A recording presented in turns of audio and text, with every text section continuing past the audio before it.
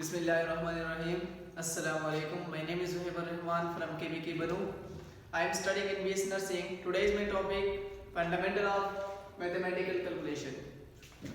आज हम quantitative reasoning के फंडामेंटल ऑफ मैथमेटिकल कैलकुलेशन के बारे में पढ़ेंगे कि इसमें आपको एमसीक्यूज में या ऐसे क्वेश्चन में आपको इस तरह के क्वेश्चन दिए जाएंगे और उसके बाद आपने सॉल्व करना है। ये अक्सर हम क्लिनिकल स्टाइल में यूज करते हैं। तो फर्स्ट क्वेश्चन हमारा क्या है? फर्स्ट क्वेश्चन है जिस तरह के आपको ऑर्डर दिया गया है 40 यूनिट्स, आपको अवेलेबल दिया गया है 100 यूनिट्स पर ml। यहाँ पे ml 1 ml भी आ सकता है, यहाँ पे 2 ml भी आ सकता है, यहाँ पे 3 ml 4 ml भी आ सकता है, लेकिन यहाँ पे हमारे पास 1 ml है। तो यहाँ पे आपसे पूछा गया है कि how many ml should be given, how many ml should be given. अब आपसे ml पूछा गया है कि उसके बाद हम कितने ml देंगे। अब देखो यहाँ पे जो 40 यूनिट्स है ना, इस यूनिट की जगह हमारे पास mg भी आ सकता है क्योंकि यूनिट्स का मतलब mg भी है, और यहाँ पे टेबलेट भी आ सकता है। अब देखो यूनिट्स मतलब mg के बराबर है, और उसके बाद यहाँ पे 100 यूनिट है तो 100 यूनिट 100 mg भी हम इसकी जगह लगा सकते हैं। अब जब भी आपसे ml के बारे में पूछा जाता है तो आपने एक ही फार्मूला लगाना है, और हमेशा के लिए जब भी आपसे ml के बारे में पूछा जाता है इस तरह ऑर्डर आपको दिया जाता है अवेलेबल, और आपने ml फाइंड करना है तो आपने ये फार्मूला लगाना है कि यहाँ पे mg divide by ml is equal to mg divide by ml। अब इसमें एक बात है, अब इसमें देखिए इसमें हमारे पास mg की जगह यूनिट दिए गए हैं, तो आपने सिर्फ ये करना है कि mg की जगह आपने भी यूनिट ही लिख देने हैं। बाकी जो फार्मूला है आपने यही यूज करना है, लेकिन mg की जगह आपने यूनिट लगा देना है, यूनिट, क्योंकि यहाँ पे यूनिट है। अगर यूनिट की जगह टेबलेट दिए गए हैं तो आपने बस यहाँ पे टेबलेट लगा देना है, और यहाँ पे भी आपने यूनिट ही लगाना है। अब ये फार्मूला है। अब आप कुछ स्टूडेंट्स यहाँ पे भी कंफ्यूज होते हैं कि यहाँ पे हम कौन सी वैल्यू लगाएंगे और यहाँ पे हम कौन सी वैल्यू लगाएंगे। तो हमेशा के लिए हम यहाँ पे जो वैल्यू लगाते हैं वो हम अवेलेबल की लगाते हैं। तो यहाँ पे वैल्यू कौन सी लगानी है? अवेलेबल की। आप देखो अवेलेबल की वैल्यू लगा लो। अवेलेबल कितना यूनिट्स, कितने यूनिट है? 100 यूनिट। अब ml कितने हैं? मैंने आपको अभी बोला कि ये पर ml का मतलब 1 ml है। अगर यहाँ पे 2 होता तो हम 2 लिखते, लेकिन यहाँ पे 1 ml है तो 1 ml ही हम लिखेंगे इज इक्वल टू। अब यहाँ पे जो यूनिट है यूनिट वो कितने दिए गए हैं? वो हमारे पास 40 है, डिवाइड बाय जो ml है वो हमने क्या करने हैं? फाइंड करने हैं। ये फार्मूला आपने ये यूज करना है।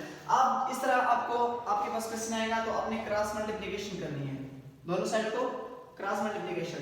अब x 100 के साथ मल्टीप्लाई हो जाएगा, 140 के साथ मल्टीप्लाई हो जाएगा। अब किस तरह का x को 100 के साथ मल्टीप्लाई कर दो, 1 को 40 के साथ मल्टीप्लाई करने से 40 ही बनेगा।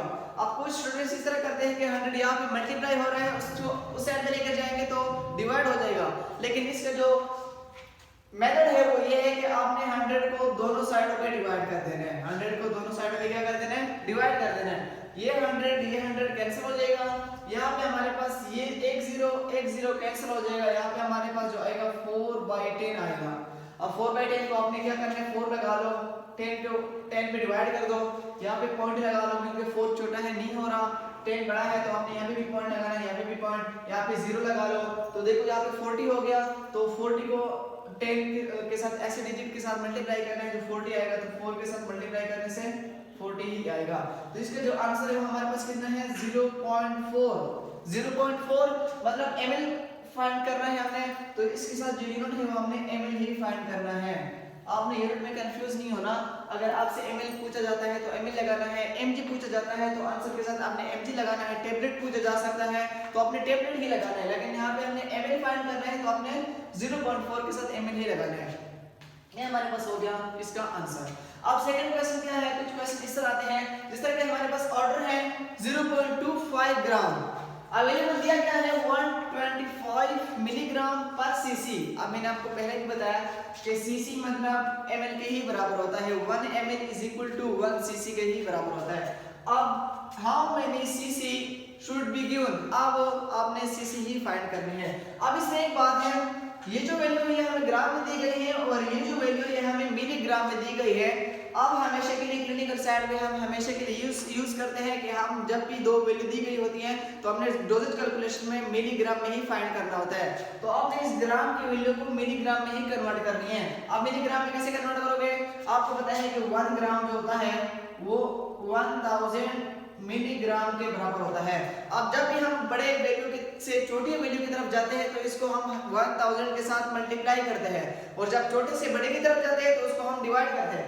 अभी देखो, अभी जो ग्राम है ये बड़ा है, मिलीग्राम छोटा है। अब हम ग्राम से मिलीग्राम की तरफ जाएंगे तो 1000 को हम मल्टीप्लाई करेंगे तो 0.25 को मल्टीप्लाई कर दो 1000 के साथ, तो इसका जो आंसर आएगा वो 250 मिलीग्राम आएगा। पहले ग्राम था तो अभी मिलीग्राम ही बन जाएगा 250।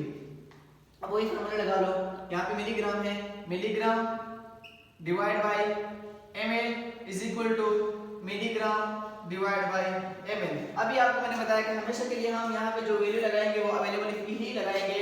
तो यहाँ पे ml हमारे पास कितने हैं? 125। हमारे पास cc कितने हैं या ml कितने हैं? तो हमारे पास, अब ये देखो यहाँ पे हमने cc दिया गया है तो आप ml की जगह cc ही लिख सकते हो। आपने अभी यहाँ पे cc ही लिखना है। ml अगर लिख लेते हैं तो कोई फर्क नहीं पड़ता, लेकिन यहाँ पे जो वैल्यू दी गई होती है आप वही लगा लो तो ज्यादा अच्छा होता है। तो हमें जो यहाँ पे cc दी गई है वो कितने हैं? पर cc है, पर cc मतलब 1 cc है, इज इक्वल टू यहाँ पे ml कितने हैं? 0.25 थे, लेकिन मिलीग्राम में कन्वर्ट करने के बाद 250 बन गए, तो 250 और जो उसके बाद जो cc है वो हमने क्या करना है? फाइंड करना है, तो x। अब इसको क्रॉस मल्टीप्लिकेशन ही कर लो। क्रॉस मल्टीप्लिकेशन के बाद x को हमने 125 के साथ मल्टीप्लाई हो जाएगा और 250 के साथ मल्टीप्लाई हो जाएगा तो 250 ही आएगा हमारे पास। अब यहाँ पे 125 यहाँ पे मल्टीप्लाई और वैसे लेकर जाएंगे डिवाइड हो जाएगा, लेकिन बेस्ट मेथड ये है कि आपने दोनों साइडों को 125 पे डिवाइड कर देना है। तो 125 पे जब हम दोनों साइड पे डिवाइड करेंगे तो 125 कैंसिल हो जाएगा और इसका जो आंसर आएगा ये क्या आएगा? इसको आप 5 पे कट भी कर सकते हो, या 5 को अगर कट नहीं कर सकते तो आप इसको इजीली इसको कैलकुलेशन करके इसका जो आंसर आएगा 1.67। यहाँ पे जो हमारे पास वैल्यू है, यूनिट है, वो क्या है? cc फाइंड करनी है, तो अपने यहाँ पे cc ही लगाना है। तो 1.67 cc, 1.67 इसको डिवाइड करने के बाद ही ये आंसर आएगा।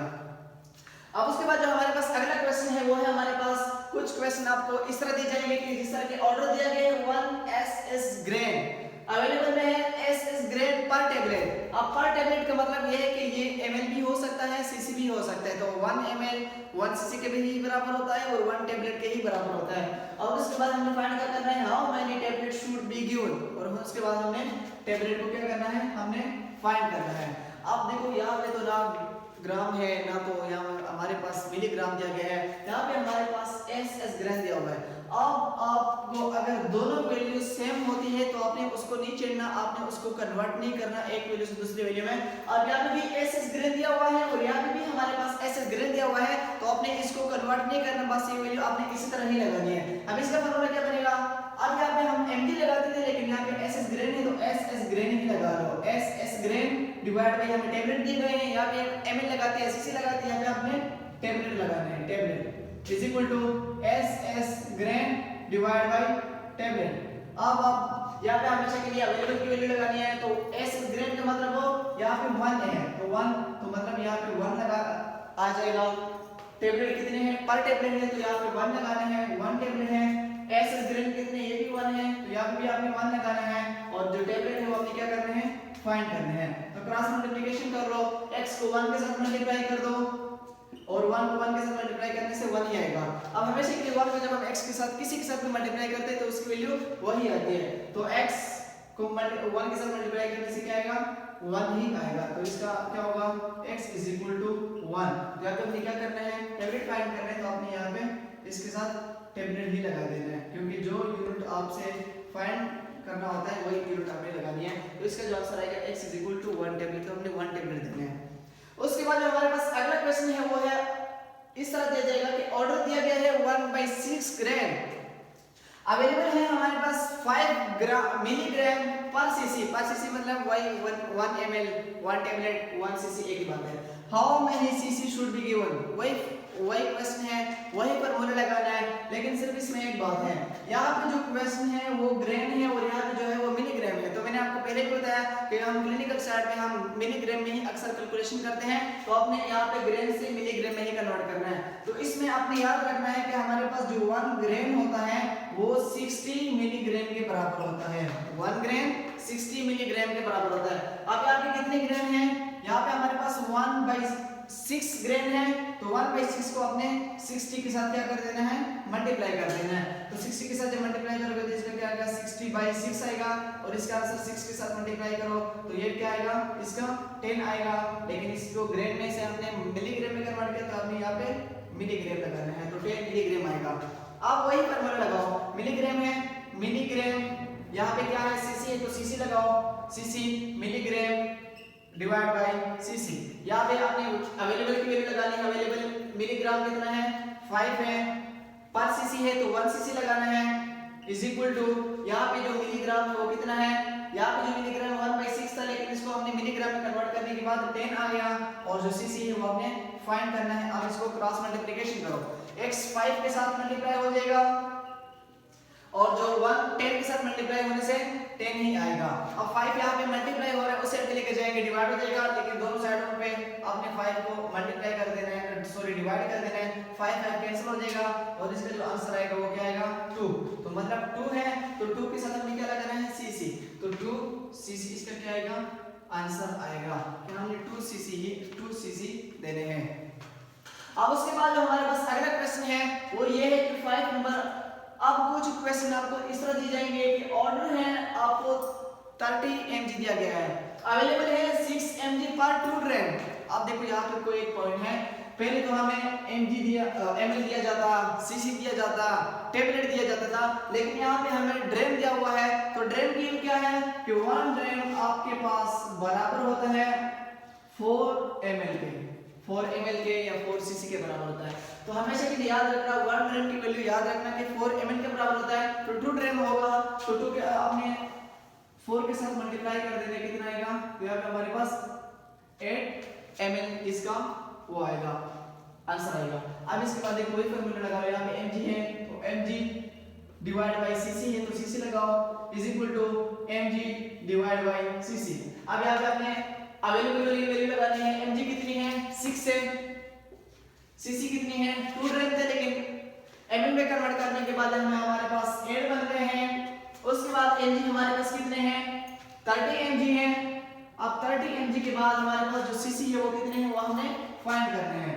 अब इसको आप क्रॉस मल्टीप्लिकेशन करो, क्रॉस मल्टीप्लिकेशन के बाद क्या होगा, 6 को आपने x के साथ मल्टीप्लाई करना है, और 8 को आपने 30 के साथ मल्टीप्लाई करना है। अब 8 और 30 को जब हम मल्टीप्लाई करेंगे तो इस तरह देखो, 30 को आपने 8 के साथ मल्टीप्लाई करना है, 8 0 0 और 8 3 24, तो इसका जो आंसर आएगा 4 2 40 आएगा। तो x multiply by 6 is equal to 240, तो 6 यहाँ पे मल्टीप्लाई हो रहा है, उस साइड पे लेकर जाएंगे डिवाइड, लेकिन दोनों साइडों में आपने 6 के साथ डिवाइड कर देना है, तो ये 6 और 6 कैंसिल हो जाएगा, और उसके बाद हम इसको अपने कट भी कर सकते हो, 1 6 6 और 6 4 24।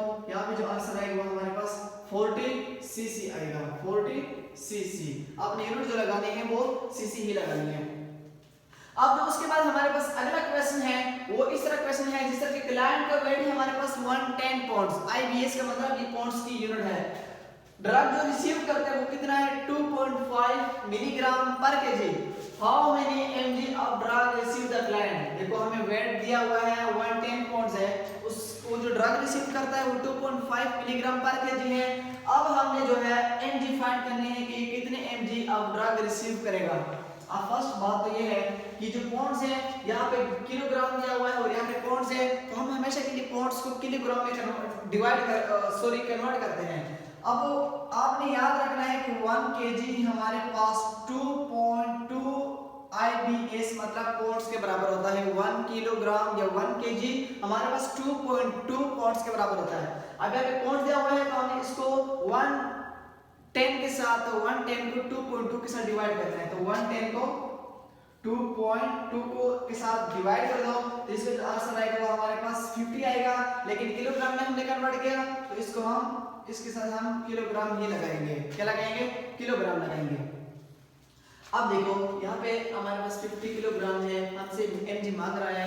अब देखो ये वैल्यू और ये वैल्यू आपने सिंपली इसको मल्टीप्लाई कर देना है, केजी कैंसिल हो जाएगा, आपके पास मिलीग्राम की वैल्यू आ जाएगी। आप अपने 50 केजी मल्टीप्लाई बाय 2.5 mg पर केजी। अब कुछ लोग बोलते हैं कि केजी तो कैंसिल नहीं होता, लेकिन नहीं, यहाँ पे पर केजी है, यहाँ पे केजी है और यहाँ पे पर केजी है, तो ये जो केजी है और ये केजी कैंसिल हो जाएगा और इन दोनों को मल्टीप्लाई करने से हमारे पास जो आंसर आएगा वो 110 mg आएगा। ये आप कैलकुलेशन के साथ आप कर सकते हो, 110 mg आएगा, मतलब केजी तो कैंसिल हो गया, लेकिन हमारे पास जो आंसर आया वो 110 mg। तो मतलब वो कितना, जो पेशेंट है या क्लाइंट है वो कितना ड्रग रिसीव करेगा, वो 110 mg ड्रग रिसीव करेगा। So thank you so much.